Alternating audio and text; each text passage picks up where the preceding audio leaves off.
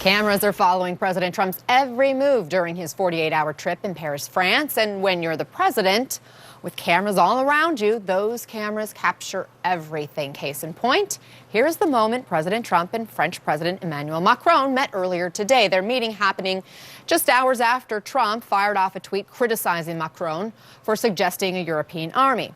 Still seems cordial enough, but take a closer look at that handshake. In this case, you could probably describe it as a death grip. That is French President Macron on the right and President Trump there on the left. This isn't the first time we've seen such a stern greeting. Remember this? How the two men shook hands at the G7 a few months ago? That's Macron's thumbprint still on Trump's hand long after they let go.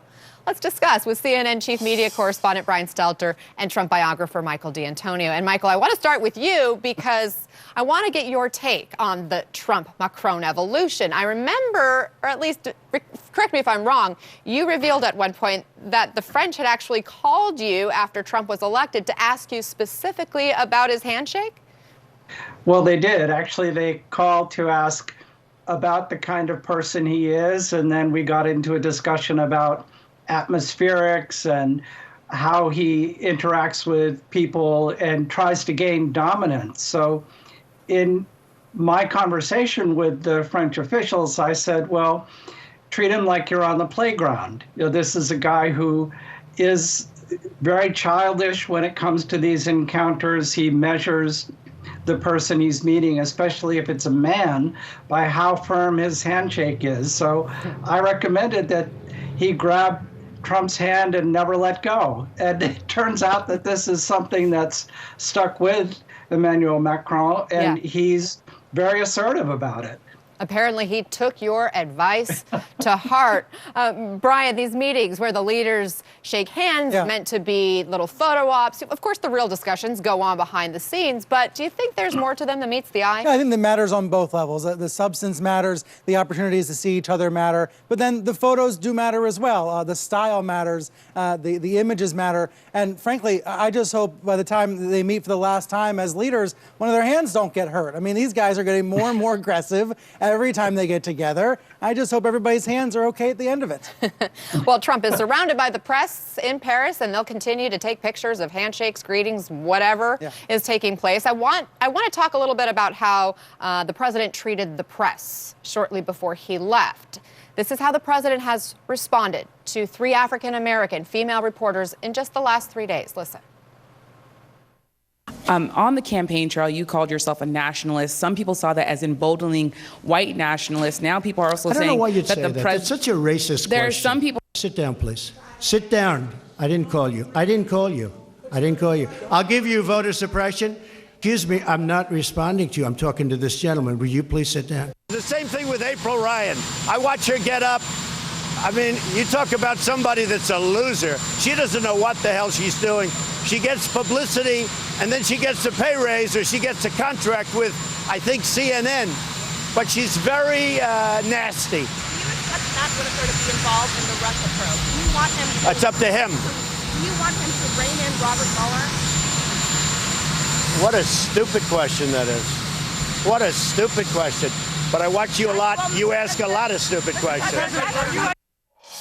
First of all, I have to defend my colleagues there. They're not stupid. Their questions are not stupid. They're fair. They're all strong journalists, and they ask challenging questions. They're not the only reporters the president attacked this week. But, Michael, why do you think the president would go after these 3 reporters in particular in the way that he did? Why is he ramping things up?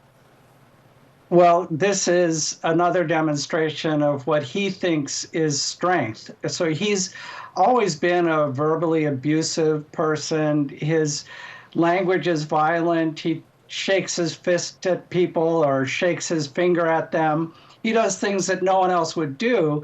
And part of the method here is to act in this crazy way so that other people will somehow be provoked and then respond in kind. The thing that the CNN folks and the woman from PBS did brilliantly is they didn't take the bait. And we're seeing now in the House, Nancy Pelosi is not going to take the bait. She's talking about working with the president when she can.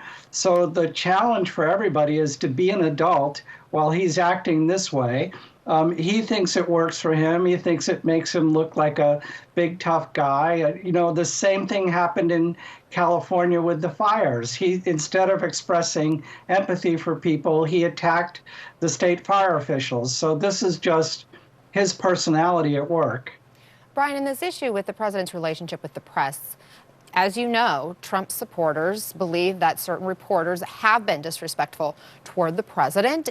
Is there a line that reporters shouldn't cross? Is there any justification for taking away press credentials? I think we could imagine some sort of hypothetical scenario where some reporter was abusive to the president, demanding an answer a dozen times. But I don't think we've ever seen that from anybody at the White House. For example, we've seen a couple of follow-up questions asked, always with sir and thank you. These reporters go out of their way to be respectful to the president in the press conferences and in the Q&As. However, the president is clearly on the defensive, clearly acting like he's backed into a corner. And so that's, I think, why we've seen this week Jim Acosta's credential be revoked at the White House. This is an unprecedented step, but it's not really about Jim Acosta. Acosta just happens to be the first person the White House has targeted. Now that Trump is threatening to revoke credentials from other reporters, I think it shows his real purpose here. He is trying to lash out because he feels he's on the defensive. And I think that's a real concern for the press corps and for the White House Press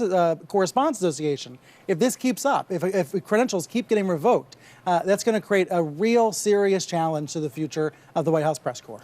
Brian and Michael DAntonio, thank you both. As always, don't forget Brian's shows tomorrow. It's Reliable Sources at 11 a.m. Eastern here on CNN.